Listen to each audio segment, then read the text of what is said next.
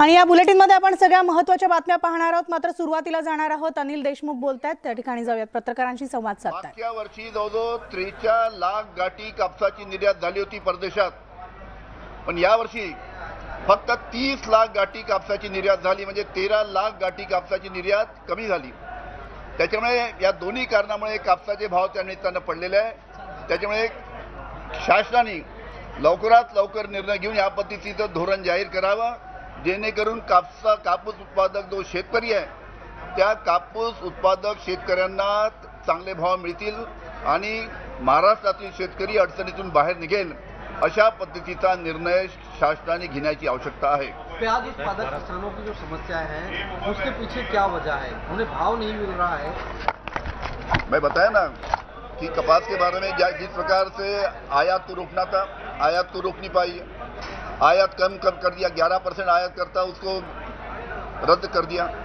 निर्यात होना चाहिए, निर्यात का धोरण नहीं है इस्तेमाल में ला रहे, करके इसके बारे में निर्णय होना चाहिए। उसके सिवा कपास के भाव बढ़ेगी नहीं और जो किसान तकलीफ में है उसकी तकलीफ दूर होगी नहीं। देशमुख साहब, प्याज को लेकर, कांदा को लेकर, कांदा उत्पादक किसान आणि यानंतर थेट जाणार आहोत विधानसभेमध्ये। अजित पवार बोलतायत। घडायला लागल्यात, सरकारने हस्तक्षेप केला पाहिजे। आम्हालाही कळतंय अध्यक्ष महोदय, पाठीमागच्या काळामध्ये कांदा उत्पादक शेतकरी अडचणीत आला होता। कदाचित त्यावेळेसच्या आमदारांना आठवत असेल, विलासराव देशमुखांच्या सरकारने हस्तक्षेप करून 300 कोटी रुपयाचा कांदा घेतला। नाफेडला कांदा खरेदी करायला सांगा, फेडरेशनला कांदा खरेदी करायला सांगा। अध्यक्ष महोदय, मार्ग काढायचा म्हटलं तर सेंट्रल गव्हर्नमेंट देखील या सरकारमधले असणाऱ्या पक्षाच्या विचाराचंच आहे आणि त्याच्यामुळे हे कांदा, कापूस, सोयाबीन, त्याच्यामध्ये हरभरा आणि द्राक्ष ही 5 पिकं आणि ती ऑल ओव्हर महाराष्ट्रामध्ये कुठल्या ना कुठल्या जिल्ह्यात ह्याच्यातलं एक ना एक पीक आहे, अशा प्रकारची परिस्थिती आहे। आणि त्याच्यामुळे अध्यक्ष महोदय, ह्या एकंदरीत शेतकरी फार लक्ष देऊ नये, त्याच्याबद्दल सगळं कामकाज थांबून ह्याची चर्चा त्या ठिकाणी घेतली पाहिजे। मुख्यमंत्र्यांनी, उपमुख्यमंत्र्यांनी ह्याच्याबद्दल एक विश्वास महाराष्ट्रातल्या शेतकऱ्यांना दिला पाहिजे की सरकार तुमच्या पाठीशी आहे। अध्यक्ष महोदय, हा अतिशय तातडीचा महत्वाचा विषय असल्यामुळे माझी आपल्याला आग्रहाची नम्र विनंती आहे की या उत्पादक शेतकऱ्यांना, शेतीमालाच्या उत्पादक शेतकऱ्यांना न्याय देण्याच्या करता आजचा बाकीचं सगळं कामकाज बाजूला ठेवून या विषयावर आपण चर्चा सुरू करावी, अशी आमची आग्रहाची विनंती आहे। अध्यक्ष महोदय, एक होते। अध्यक्ष महोदय, माननीय विरोधी पक्ष नेत्यांनी आता जो मुद्दा मांडला त्या संदर्भामध्ये माननीय मुख्यमंत्री साहेब आणि उपमुख्यमंत्री साहेबांच्याकडे आम्ही मागणी केलेली आहे। आज शेतीचं सगळीकडे चित्र चांगलं आहे, ऊसाची परिस्थिती चांगली आहे, पिकाची परिस्थिती चांगली आहे। कांद्याची ती अतिशय गंभीर आहे आणि त्याच्यामध्ये तातडीने लक्ष घालण्याची आवश्यकता आहे। सगळीकडे शेतीचं चांगलं चित्र असताना कांद्याच्या बाबतीमध्ये जे काही आज शेतकऱ्यांच्या मनामध्ये संभ्रम आहे, नाराजीची भावना आहे, ती तातडीनं केंद्र शासनाने, राज्य शासनाने दूर करून या संदर्भातल्या शेतकऱ्यांच्या मदतीला पुढे येण्याची आवश्यकता आहे। भुजबळ साहेब। अध्यक्ष महोदय, या कांद्याचं कोठार समजलं जाणारं लासलगाव हे माझ्या मतदारसंघात येत आहे आणि कालपासून जे आहे अनेक वेळा शेतकऱ्यांनी कांदे वगैरे रस्त्यावर तर टाकले, परंतु ते मार्केट सुद्धा जे आहे बंद करून टाकलं। अध्यक्ष महोदय, विरोधी पक्ष नेत्यांनी सुद्धा आपल्याला सांगितलं की 5 क्विंटल कांदे विकल्यानंतर शेतकऱ्याला स्वतःच्या खिशातून 318 रुपये आणखीन द्यावे लागले खर्चापोटे। अध्यक्ष महोदय, आमचे मुख्यमंत्री जे आहेत, अनेक वेळा आपण वर्तमानपत्रातून आणि टीव्हीवर सुद्धा पाहतो, ते शेतकरी आहेत, ते शेती करतात, त्यांना शेतकऱ्यांच्या अडचणीची कल्पना आहे। रेव्हेन्यू मिनिस्टर वगैरे पाहतात, पण हे सगळे शेतकरी मंडळी आहेत। अध्यक्ष महोदय, याच्याबद्दल आपण काय करणार? आता जे विरोधी पक्ष नेत्यांनी सांगितलं, त्यावेळेला मी उपमुख्यमंत्री होतो, 300 कोटी रुपये खर्च करून आपण तो कांदा जो आहे खरेदी केला होता। त्यावेळेला कांदा उत्पादक शेतकरी अतिशय गरीब वर्गातला शेतकरी असतो। अध्यक्ष महोदय, जे काही वर्तमानपत्रातून येत आहे, तुर्की, Pakistan, Kazakhstan, Ukraine, Uzbekistan, Morocco, Belarus प्रचंड कांद्याचे भाव आहेत। कांद्याचा जे प्रचंड तुटवडा आहे। अध्यक्ष महोदय, जर हा कांदा तिकडे जर निर्यात केला गेला तर मला असं वाटतं की कांद्याचे भाव वाढतील, परंतु निर्यातीला परवानगी दिली पाहिजे। त्याचबरोबर अध्यक्ष महोदय, नाफेडने सुद्धा त्याच्यामध्ये सहभाग घेतला पाहिजे आणि नाफेडने जर कांदा उचलायला जर सुरुवात केली तर कांद्याचे भाव कदाचित आणखीन वरती येण्याची शक्यता आहे. होतं काय अध्यक्ष महोदय की ज्या वेळेला कांद्याचा थोडा तुटवडा होता आणि कांद्याचा भाव आपल्या देशात वाढतो त्यावेळेला नेमकं जे आहे तो एक्सपोर्ट आपण बंद करतो. त्यामुळे जे व्यापारी असतात आंतरराष्ट्रीय ते म्हणतात की तुमचा काही भरोसा नाही, आम्ही तुमचा कांदा घ्यायचा आणि ऐन वेळेला जो आहे तुम्ही एक्सपोर्ट त्याचा बंद करता, त्यामुळे आम्हाला दुसरीकडे जावं लागतं. त्यामुळे तो व्यापारी जो आहे हा सुद्धा कांद्याचा व्यापारी आपल्या भारतापासून कांदा घेण्यास तो किंवा संपर्क साधण्यास आपल्या शेतकऱ्यावर तो नकार देतो, कारण सातत्य त्याच्यामध्ये त्या उद्योगामध्ये नसतं. भाव वाढला की कांद्याचा एक्सपोर्ट आपण बंद करतो, ताबडतोब इजिप्त अमुक तमुक तिकडून आपण कांदा जो आहे खरेदी करतो. अध्यक्ष महोदय, हा व्यापारी कांद्याचा शेतकरी आज अतिशय अडचणीत आलेला आहे. द्राक्षाचा आपण म्हणाला, बांगलादेशमध्ये जे आहे द्राक्षावर ज्या ड्युटी प्रचंड वाढवली त्यामुळे आता तिकडे सुद्धा द्राक्ष जात नाही. अध्यक्ष महोदय, आमचे जर मुख्यमंत्री उपमुख्यमंत्री यांनी जर प्रधानमंत्र्यांना सांगितलं तर प्रधानमंत्री सहजच जे आहे बांगलादेशच्या प्रधानमंत्र्यांशी बोलू शकतात, त्याच्यावर जी ड्युटी जी त्यांनी जी वाढवलेली आहे ती कमी करू शकतात आणि कांदा असेल द्राक्ष असेल ताबडतोब निर्यात होईल. परंतु याच्यामध्ये जे आहे माझं आमच्या मुख्यमंत्र्यांना उपमुख्यमंत्र्यांना सांगायचं आहे की आपण ताबडतोब दिल्लीश्वरांशी बोलून घ्या, पियुष गोयलांशी बोलून घ्या. कांद्याचे जे रॅक्स आहेत त्याला सुद्धा कोटा सिस्टीम लावलेली आहे ती सुद्धा दूर केली पाहिजे. कांदा पटापट तिथून बाहेर गेला पाहिजे. या अशा अनेक गोष्टी आहेत ज्या केंद्र सरकार आणि राज्य सरकारचे मुख्यमंत्री उपमुख्यमंत्री सहज सोडू शकतात, परंतु त्यांनी कृपया मनावर घ्यावं आणि त्यासाठी चर्चा करावी अशी माझी विनंती आहे. हो देतो. अध्यक्ष महोदय, आज मुळात नाशिक आणि काही उत्तर महाराष्ट्राच्या जिल्ह्यामध्ये कांदा उत्पादक शेतकरी हा मोठ्या प्रमाणात आहे. आता जसं आदरणीय भुजबळ साहेबांनी सांगितलं, कांद्याच्या बाजारभावामध्ये आज मोठ्या प्रमाणामध्ये पडझड झालेली आहे. खूप मोठ्या प्रमाणामध्ये यावेळेस कांद्याचं पीक आलेलं आहे. मार्केटमध्ये तेवढी मागणी नाहीये, पण निर्यात ही पूर्णपणे खुली आहे. सर्व देशांमध्ये आज कांदा हा आपल्या बाजारामधनं जातो आहे. आजची कांद्याची जरी परिस्थिती वाईट असेल तरी खरं तर त्याला युक्रेन आणि रशिया युद्ध, श्रीलंकेसारख्या एका देशाची आर्थिक ढासळलेली परिस्थिती, बांगलादेशमधली उद्भवलेली परिस्थिती, आपल्या साऊथ ईस्ट एशियामधले जे देश मोठ्या प्रमाणामध्ये भारतातनं कांदा कन्झ्युम करायचे यांची आर्थिक कुवत आता कमी झालेली आहे. आपल्या राज्याबरोबर इतरही राज्य मोठ्या प्रमाणामध्ये आज कांदा उत्पादन करायला लागलेले आहेत. साहेब, मी मागणी पण करतोय ना, मी मागणी पण करतोय ना. बोला तुम्ही, बोला.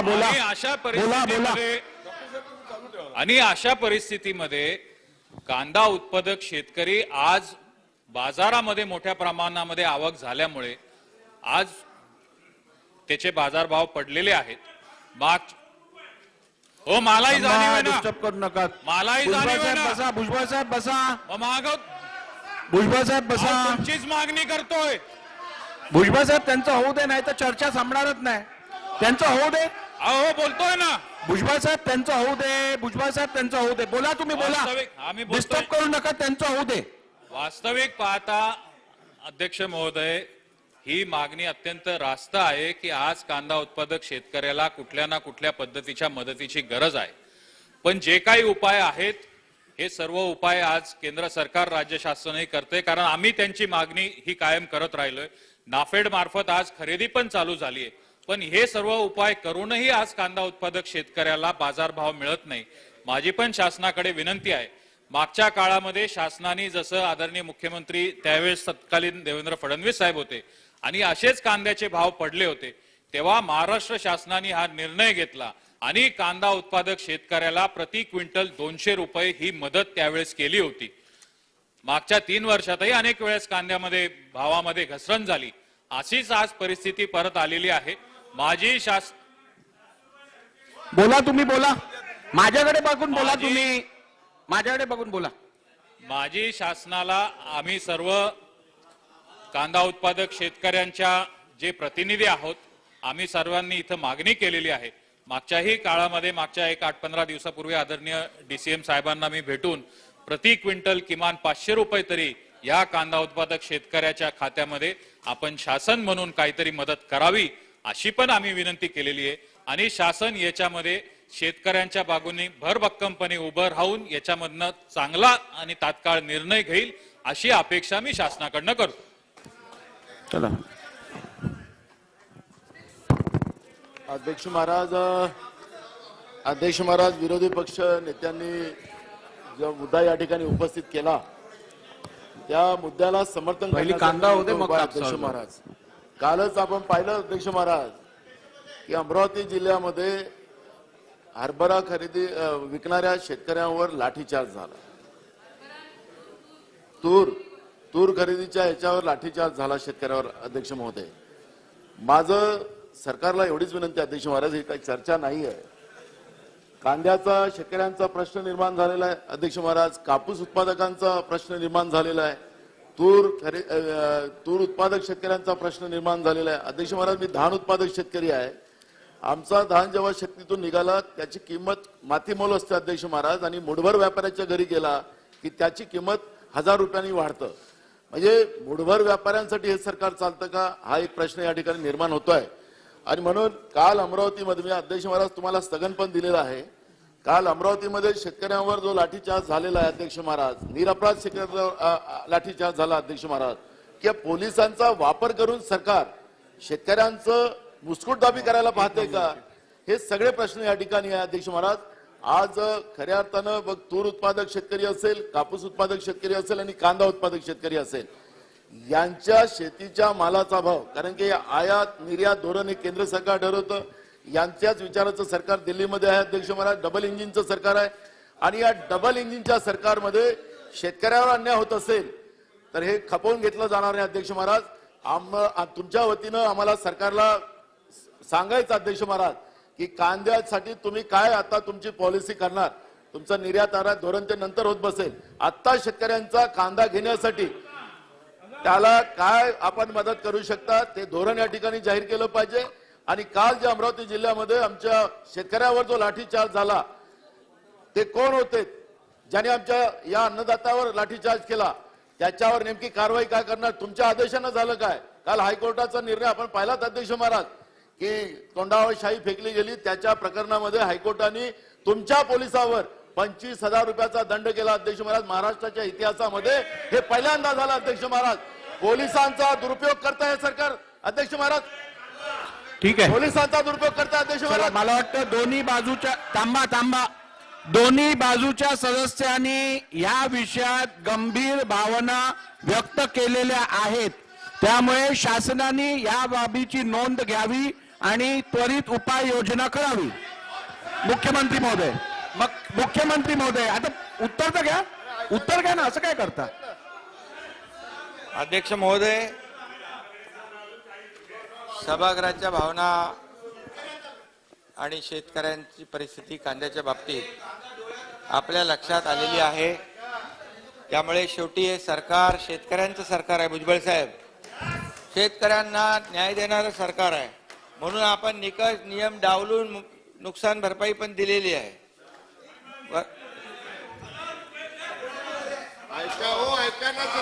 नाही मिळाली.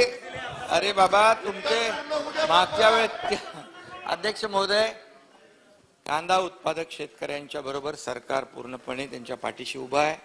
नाफेडने खरेदी सुरू केलेली आहे. त्याचबरोबर थांबा बसा, खाली बसा, होऊ दे उत्तर. आणि त्याचबरोबर ज्या ठिकाणी सुरू नसेल ते सुरू केली जाईल. सगळे उत्तर होऊ दे ताई, असं उत्तर होऊ दे त्यानंतर देतो जमली. उत्तर होऊ दे, खाली बसा, उत्तर होऊ दे, मुख्यमंत्र्यांचं उत्तर होऊ दे. खाली बसा, मुख्यमंत्र्यांचं उत्तर होऊ दे. खाली बसा, तुम्ही खाली बसा, आधी खाली बसा.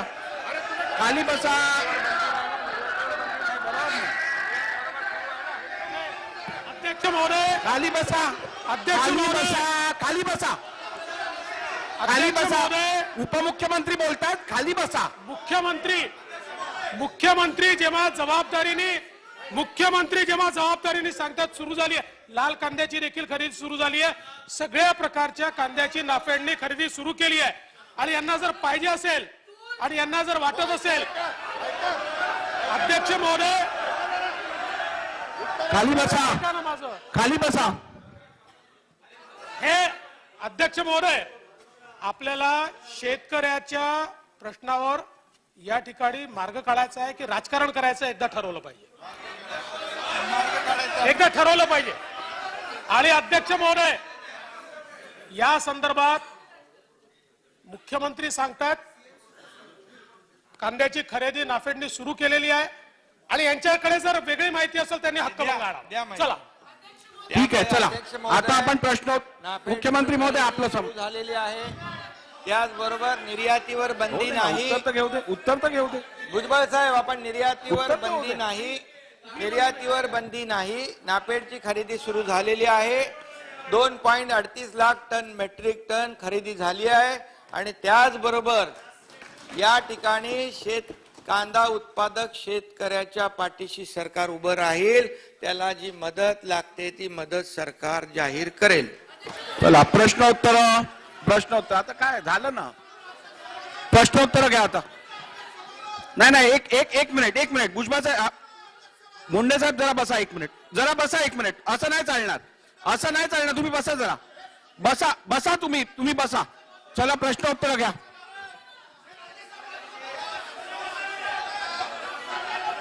प्रश्न क्रमांक 57,826.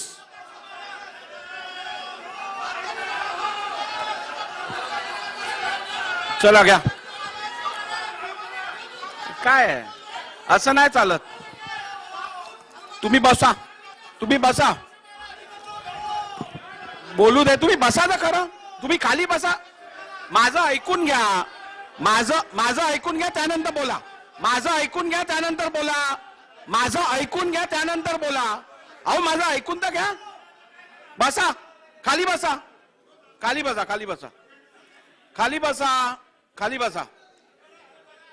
बसा. हे बघा, सन्मान्य विरोधी पक्ष नेत्यांनी एक गंभीर विषयावरती सदनाचं लक्ष आकर्षित केलं. त्यावरती दोन्ही बाजूच्या सभागृहातल्या सदस्यांनी आपली भावना व्यक्त केली. दोन्ही बाजूच्या सदस्यांची भावना ही एकच होती आणि त्याची गंभीर दखल शासनाने घ्यावी असे आपण निर्देश दिलेत. त्यानंतर सन्मान्य मुख्यमंत्री, थांबा जरा, त्यानंतर सन्मान्य मुख्यमंत्र्यांनी उत्तर दिलेलं आहे. त्यामुळे यावरती अजून चर्चा करता येणार नाही. चला, प्रश्न क्रमांक 57,826.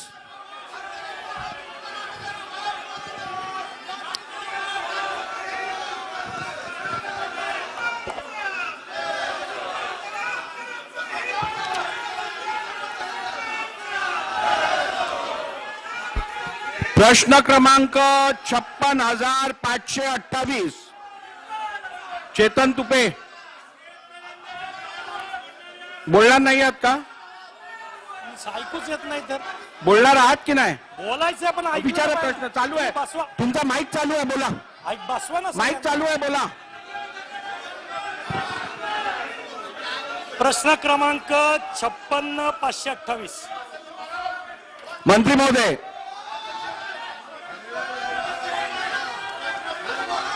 अध्यक्ष महोदय,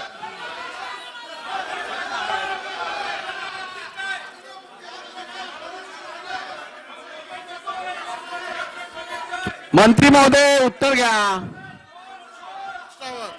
आम्ही प्रश्न पुकारतो. बोला ना. त्यांचा प्रश्न आहे, चेतन तुपेंचा. बोलतायत ना ते, काय उभे आहेत तिकडे. मंत्री महोदय उत्तर घ्या. अध्यक्ष महोदय, छापल्याप्रमाणे. अध्यक्ष महोदय, जरा बोलता येणार नाही. विषय महत्वाचा आहे, तुम्ही शांतता करा ना. बरं, एक मिनिट. बसा. अहो, भुजबळ साहेब बोलतायत, बसा. असं काय करताय? भुजबळ साहेबांना तर बोलू दे. अध्यक्ष महोदय, जवळजवळ 2 महिन्यापूर्वी मुख्यमंत्री आणि उपमुख्यमंत्री यांनी भिडेवाड्याच्या इथे आम्ही येऊन भूमिपूजन करणार आहोत, ताबडतोब जे आहे जी काही कारवाई असेल ती पूर्ण करा अशा प्रकारचे आदेश कलेक्टर आणि कमिशनरांना दिलेले होते. बसून घ्या अध्यक्ष सगळ्यांनी, बसा. महोदय, चंद्रकांत पाटील हे सुद्धा बसा, सगळ्यांना समजून घ्या, बसा. मीटिंग घेतल्या. बसा. मी स्वतः जागा देतो, बसा. कोर्टामध्ये 2 वेळा हजर राहिलो. अध्यक्ष महोदय, या बाबतीमध्ये जे आहे ठोस अशा रीतीनं पावलं उचलण्याची गरज आहे. आपल्याला सगळ्यांना कल्पना आहे की इतर सगळ्या स्मारकांमध्ये कुठे 1000 कोटी, कुठे 3000 कोटी आपण खर्च करतो, त्याबद्दल आम्हाला आनंद आहे. परंतु ही पहिली मुलींची शाळा जी आहे निर्माण तिथे परत करण्यासाठी मी उपमुख्यमंत्री आणि मुख्यमंत्र्यांना सांगतोय की तुम्ही स्वतः लक्ष घालून त्याच्यावर ठोस उपाययोजना कधी करणार, कारण 10 तारखेला आता परत कोर्टामध्ये त्या संदर्भातली जी आहे केस आहे.